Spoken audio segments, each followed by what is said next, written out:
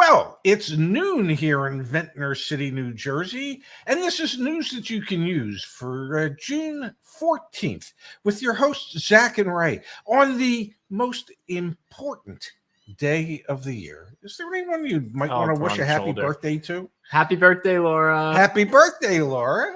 Laura's birthday today, so we're hanging out. All right, Dad, here's the deal. Yeah. GM. Yeah, I heard of them. GM, they are all in. They didn't wish Laura a happy birthday. What the hell's wrong with those Come people? on, Mary Barr. GM is all in, Dad. Yes. On big, expensive pickup trucks and SUVs. We're going to start today's show. We've got some new investments from GM, but before we head there, I'm going to pull this up on the screen. They're into bats, big-ass trucks. Big-ass trucks. Data from July 3rd, 2017, folks. Let's take a trip down memory lane. Wow. 6 years ago. Can I even read? Yeah, I can, unfortunately. What do you think the average transaction price was for a GM product? They sold 243,000 units in June of 2017. Yeah. What do you think the average transaction price? The average transaction price was, if you want me to guess, and I haven't looked at this, but I'm going to guess and go $31,387. What do we think in the chat? What do you think the average transaction price was for a General Motors product 6 years ago? Yeah. So you said 31,000 or so? $31,387 to be exact. I don't think you're going to be quite right on the money. Okay. All right, let me pull it back up on the screen, Dad. Yes. General Motors sold 276,000 vehicles. Yes. Just GM vehicles back in June of 2017. And you can see it right there, Dad. June's average transaction price was $35,657, up nearly $400 per unit. So and I was off by $4,000. $3,700. GM's incentive spending as a percentage of average transaction prices in June was 12%. Wow. All right, so this is our trip down memory lane, right? Wait a second. So the average transaction price was $35,657, and General Motors picked up 12% of that average transaction price. Bless you. Okay, now today, Susanna definitely did. Yeah, right. You did much better than me, Susanna. Now today, Dad. Yeah. Jets flying. We got overhead. some fighter jets flying. Yeah. You probably can't hear it on the stream, but they're jets there. Yeah. Flying behind us today, Dad. Yeah. General Motors average transaction price. Let me pull it up on the screen so we can all look at it. We were looking at this data just the other day. Yeah. GM's average transaction price in May. Yes. Was $52,000. Okay. So that's up 16.5 from 16.5 in 6 years. Yeah, that's a bit much. And then today, Dad. Yeah. Or yesterday, excuse me. We get this headline. Yeah. GM could reap billions by building combustion trucks and SUVs through 2035. GM announced investments in 5 plants in the United States and Canada without providing details on products or timing, other than to say yes, the plants will continue to build full-size internal combustion engine vehicles. Can you blame General Motors, who is spending as a percentage of average transaction price less than 5% in incentives, down from 12%? Yeah, their average transaction price has gone up $16,500. They're making more money than ever before. Yes, on their expensive trucks and SUVs, shutting down plants that produce vehicles so that they can control supply, and then investing more so that they can create more ICE vehicles long term. And one of the plants I read about is the most profitable automotive plant in the world. Okay. And on some of these SUVs, their average gross profit, and don't forget they're wholesalers, they're not retailers, their average profit per truck produced and wholesaled to their dealer body is just a tad under $11,000 per vehicle. So yeah, you bet your big ass you bet your big ass that they're going to keep building those vehicles. I mean, there's just too much money in them for them not to, and too many consumers willing to buy, ready, willing, and able, and they're going to keep producing those to the bitter end when they're not supposed to be producing them anymore. That speaks volumes. It's not like they're saying, "Hey, we don't believe in electric vehicles," but what they are saying is, "We don't believe electric vehicles are going to be profitable for us for quite some time." Let's What's the word I'm looking for? To be able to afford to continue building those electric vehicles, we're going to use the profits from these BATs, these big ass trucks, to allow us to continue to build them, to underwrite what we're doing. Igor's comment here. Slowly and surely, all legacy OEMs are walking back their statements about going full electric. And soon we'll be talking about a 2035 timeline. The money is still in ICE vehicles. This is such a fascinating point. I didn't want to my dad's doing the electric show right after this. So again, CarEdge, electric, unplugged, goes on at 12:45 p.m. Eastern time. Justice does a great job over there with my dad. This is not about EV versus ICE. This is about the business decision they're making. And they came out, these OEMs came out and pledged to spend billions, added up to nearly $1 trillion to go EV. And now we're seeing them double down on ICE because those vehicles are super profitable. They know how to make them more than they know how to make the other powertrain. And then people keep buying them. Well, the difference is they know how to make them profitably. Okay, and last time I checked, I want to do some math while you're doing this. Yeah. Last time I checked, their stakeholders, the shareholders, the investors, they're expecting a return on their investment. Absolutely. Well, what's going to give General Motors or Ford or any of them the biggest return on their investment at the moment? Still ICE vehicles. Okay, and it'll still be ICE vehicles as far as the eye can see for the time being. I was just doing the percent change, Dad. Yes. The average transaction price in 2017 to now is up 46.5%. Okay. You think what is that as a compounded annual growth rate? I don't know what that, but what I do know is that consumers' wages might be up half that. Wait, I'm doing as a compounded annual growth rate, meaning like how much did it go up each year? So the ending value is 52. I have no idea. Over 6 years. Yeah. That's a 6.5% increase each year. Okay. Well, which actually, when you say it like that, doesn't sound that bad. No, when you say it like that, but I know working for you that my income hasn't gone up 6.5%. 2017 to now, yeah, that's a big. That's 6 years. That's a lot of time. Your income should have gone up, but well, I was retired for part of that time until you roped me into this nonsense. For sure. Yeah, but I have seen larger cost of living increases from my Social Security than I have from CarEdge. Yeah, I just say it. Let's also pull this back up on the screen because again, when we were talking about 6 years ago, 12% is what GM spent on incentives as a percentage of average transaction price. Look at this. We're seeing the chart come back up. Auto incentives offered by manufacturers continue trending upward as supply increases. Incentives averaged $1,914 in May to reach the highest point a year, increasing to 3.9% of the average transaction price. So still a third. So let's say General Motors was at that average. That average is 8% less than what it was in 2017. All right, we're back to doing some math. So if they had been doing, Dad, 12% on 35.5. Yeah. All right, give me a second. What would 12% on 52 be? Well, I'm saying 35.5. Yeah.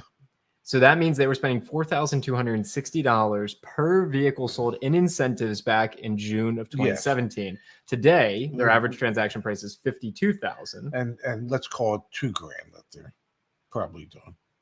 Well, let's do the percentage. Let's say they're at the average, which is 4%. Yeah. Right. 3.9, yeah. 0.04. Yeah. Equals.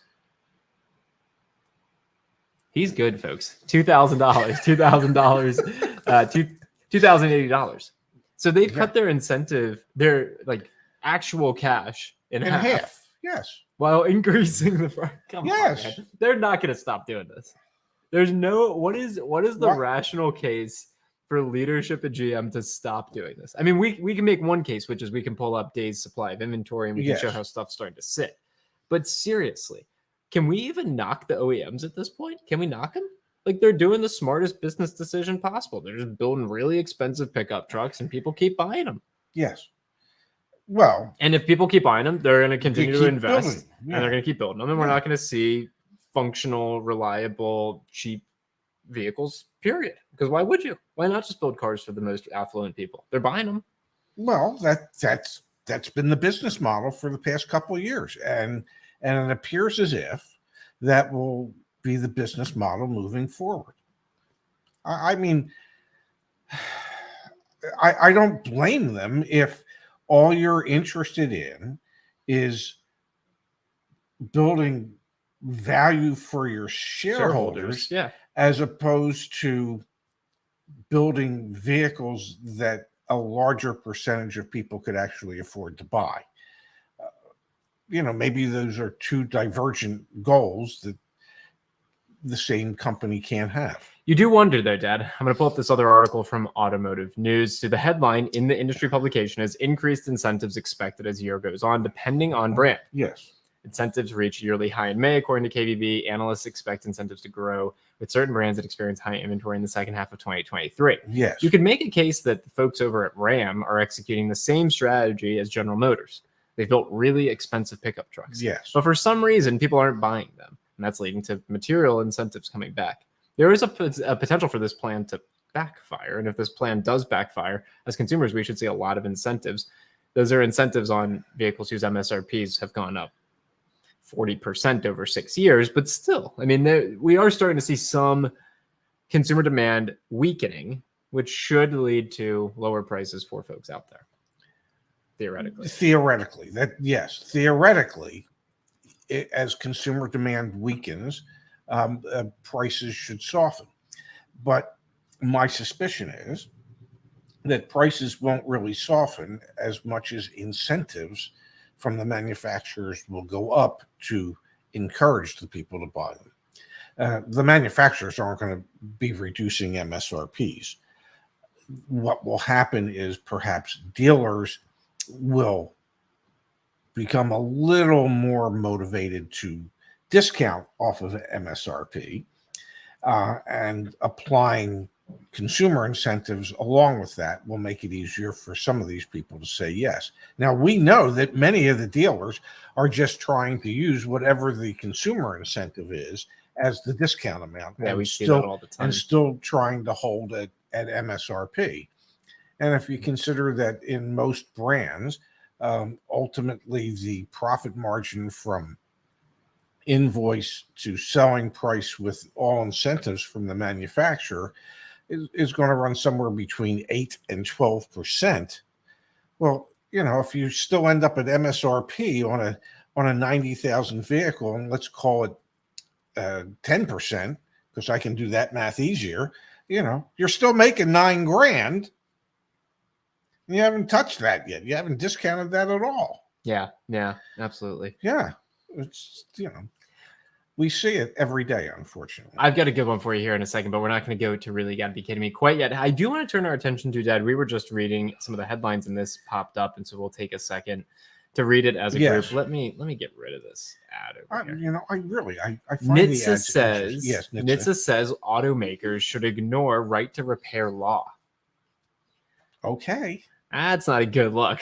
Well, especially when and in this case, what they're talking about directly is the right to repair law in Massachusetts that was voted on and was enacted due to the popular vote, that the majority of Massachusettsians, how do you say it? Yeah, people from Massachusetts want the right to repair their vehicle at any location, meaning independent shops and all that. What this means is that the independent shops would be able to have access to the proprietary information that these manufacturers provide to their dealer body, but not to independents. Look at this. This is what NHTSA said. The whole idea from NHTSA is abide by federal law, not state law. That's their position. Quote, open access to vehicle manufacturers' telematics offerings with the ability to remotely send commands allows for manipulation of systems on a vehicle, including safety critical functions such as steering, acceleration, or braking, the NHTSA warned. Vehicle manufacturers appear to recognize that vehicles with open remote access telematics required by the data access law would contain a safety defect. So essentially what NHTSA is saying is you can't trust your local, local independent, but you should trust your franchised local dealer, who in many cases, just through their sales practices, indicate that you shouldn't trust them at all, based on how they treat their customers in the sales side of thing.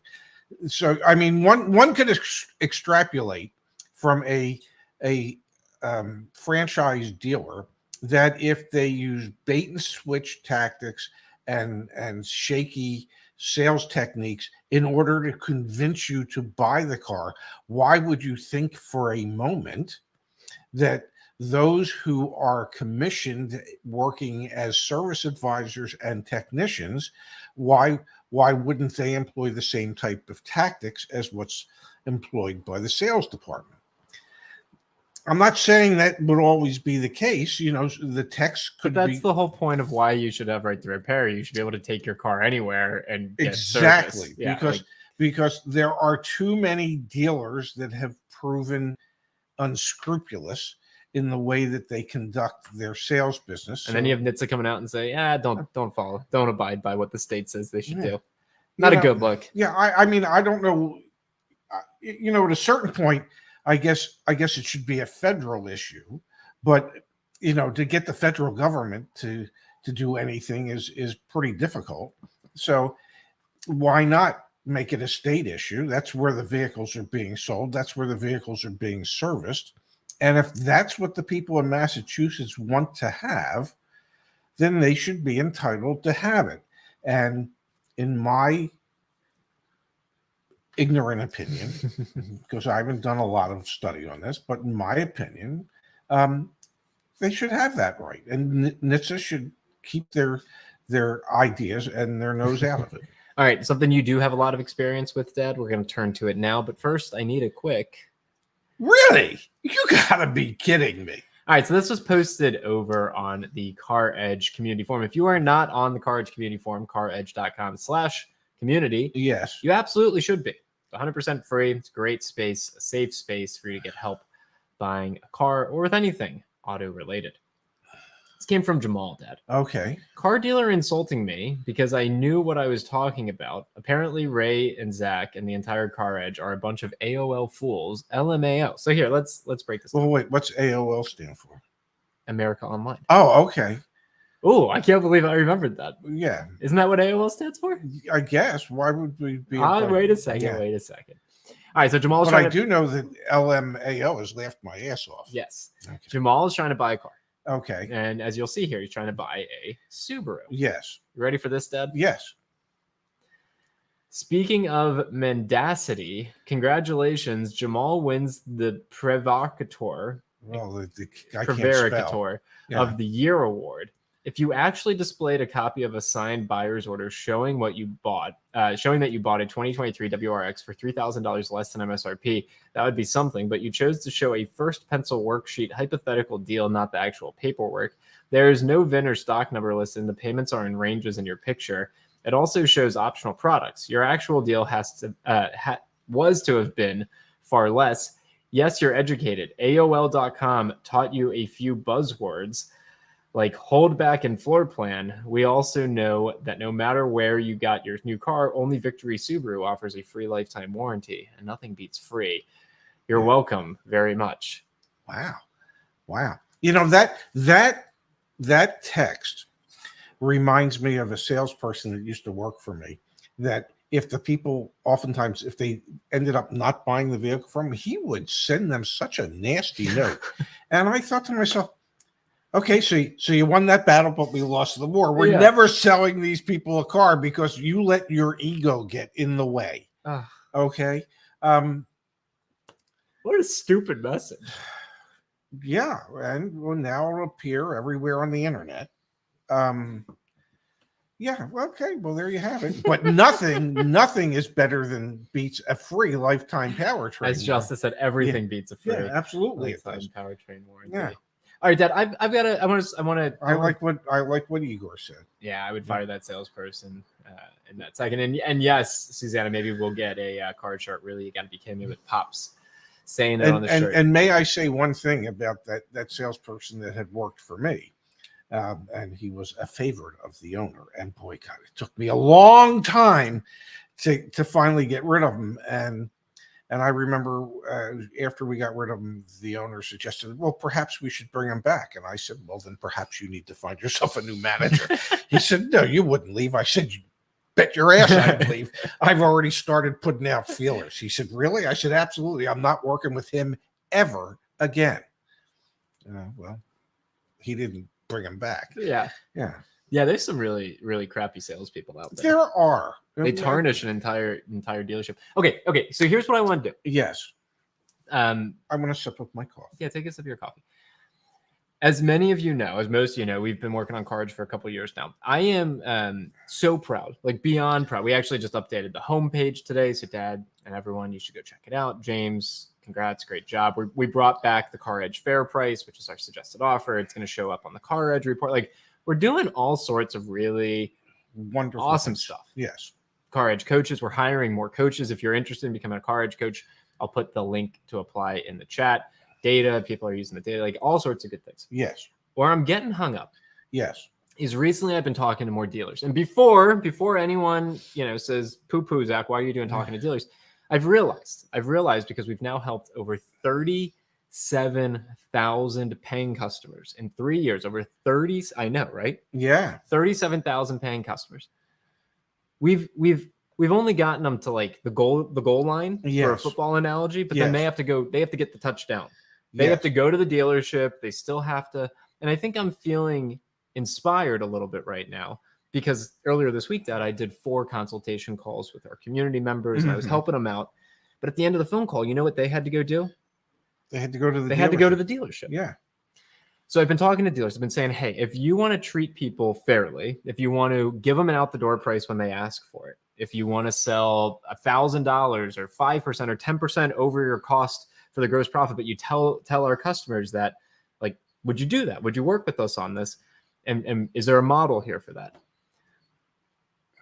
And the response has been, not really. We make a lot of money already. Well, and that's why the response is what the response is, because they make a lot of money already. And so what you're asking to do and what we're asking to do is to perhaps make less money per vehicle. Yeah, but sell more vehicles. But make up for that by selling more vehicles. And have people that actually like you. And want to continue to come back and refer other people to you so that your business will actually grow and you will end up netting a greater profit. So here's my conundrum, Dad. Okay. Here's my conundrum. Yes. You know my conundrum. Should we do it? Should we do what? Should we do it? Work with dealers? No. One more. Become a dealer? That's what I'm torn on right now. Well, if we get enough of those $5 donations from Core Guy, we might be able to afford a dealership.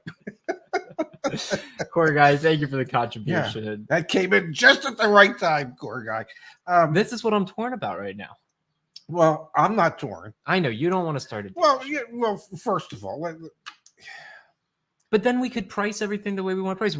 I understand that, and we could use it as an example for dealers. Exactly. Then we could teach other dealers to do it the right way. Yeah, Igor says, "Do it." What? Let me ask you: would it be fun to start a dealership, to be able to show that the concept in our minds actually would work and that it could be beneficial to the industry? Yeah. Does the thought of working 12 and 13 and 14 hour days but again? Why would you have to work 12 and 13, 14? Like if we did it, wouldn't the whole pitch? So my pitch to dealers right now Yeah. is if you work with us, Yeah. you don't even need salespeople. You don't even need sales managers. The price is the price. We use the CarEdge report to say, hey, this is what market value is, and we're going to sell you the car for market value. There are no fees. There's no fees. You just buy a car at a price. There's fees. There's state fees. Yeah, there's state fees, but there's no fees. There's there's nothing that's not mandatory. There's taxes, right? There's state fees. And that's what I'm pitching them right now. And they're all saying to me, why would we change? Like, it works. What we do works. Well, the reason they don't want to change is because it's been so extremely successful for the industry to operate in the manner in which it operates. And since there is very limited or little enforcement There's no consumer protection laws in regards to how dealerships operate, there's no incentive for them to change. Maybe that's the thing that we should be investing in. Then maybe we shouldn't be a dealer, but maybe we should do what the FTC is supposed to do, but better. Maybe that's what we do. But we have no enforcement authority, so it doesn't mean anything. But the community does. They spend money. The concept is, we could go around, we could shop dealers, and we could say good dealer, bad dealer, but we can't force the dealers to change. Only consumers can force dealers to change by refusing to visit those dealerships. I almost think it would make more sense. Yeah, please. To start the dealership, but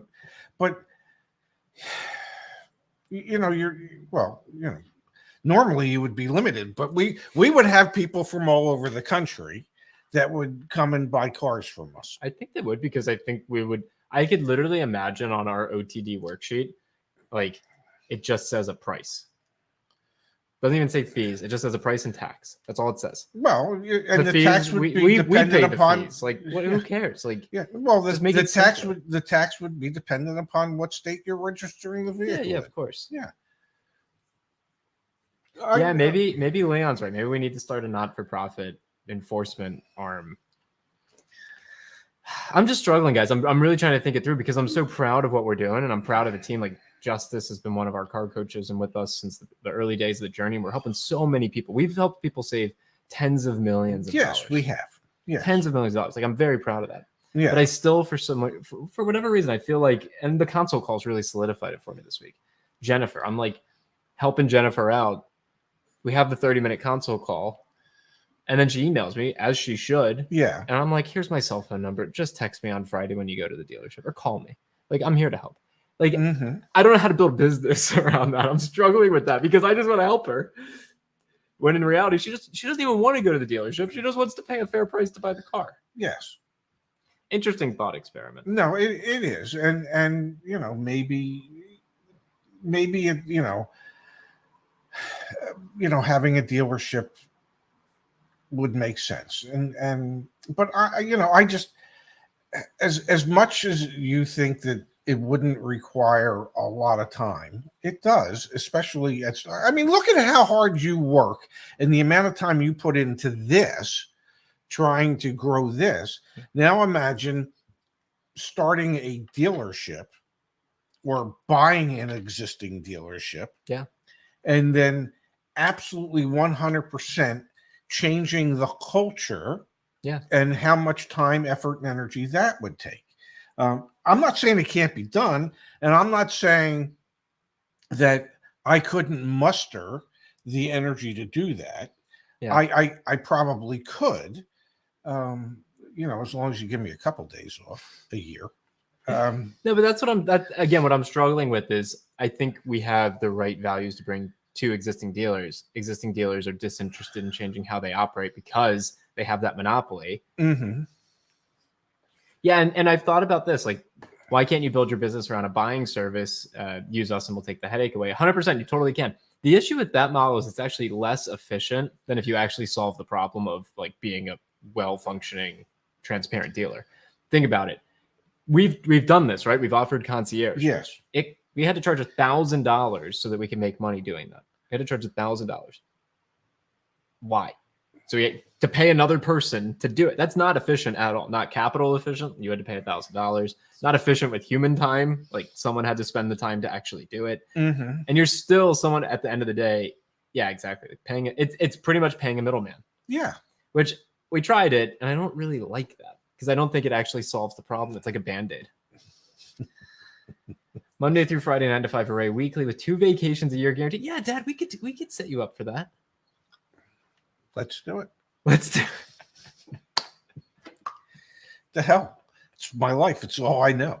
Let's do it. Let's prove that it can be done. I don't know. That it can be done the right way. That it can be a fun, pleasant, easy experience. Jim's got the right idea though. Dealers in your area are posting prices thousands below wholesale. How can you compete and be honest with your price? You have not taught enough buyers how to avoid deceptive prices online. 100%, yeah, because our prices would be higher than everyone because they would be the actual price that you would pay, not the bait and switch price. Yes. Yeah, I think Jim's.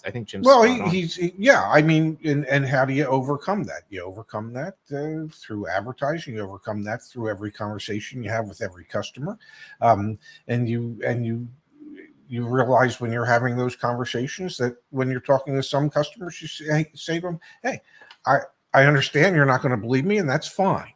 If you would rather go through what you've always gone through to buy a car and go in and have a higher price quoted to you from the price that the vehicle was advertised at, go for it. If you would prefer to have it done where we're going to share with you what the information is, what our markups are, and everything up front, and you would find that a more pleasant experience, then come buy a car from us." He's like back in his element. Yeah, I don't know. It's something I'm thinking about, guys. I just wanted to bring it up because it's been on my mind since Monday, really, really, really deeply. Because those console calls, it's so fun. They're video console calls. It's just so much fun to work with to help people. It's so much fun. Well, I hate to break up the party here. All right, you've got another show. But I have another show to do. You know, CarEdge Electric. And as a reminder, Saturday night on the main CarEdge channel, we'll be doing another coaches takeover. Yeah, Saturday night. Yes, Saturday night. And if you want us to actually call you and review your deal, please drop an email to Justice at JUTISE at CarEdge. That would be Justice. JUSTISE at CarEdge.com and put in "review my deal" in the subject line. We would potentially select your deal as one to review. We need your phone number so that we could actually call you live on the air and help walk you through the whole thing. So that'll be this Saturday night when our car coaches take over the main CarEdge channel at 7 Eastern time. And I'm dropping the link in the chat for Mark and anyone else. Go over to CarEdge Electric and go enjoy the second show. I got to set you up with the right setup. Yes. We're going to go celebrate Laura's birthday. Yes. Have a great Wednesday, everyone. Yes, and we'll see you back here tomorrow at, I don't know, it'll be midnight in Manila when we do get back. And thank you, Mark. Thank you so much, Mark. You being a part of our community. Oh, wow. And your daughter's getting married this weekend? That's awesome. That really is. Yeah. Congratulations to you and your family, Mark. Absolutely. All right, guys. See you later.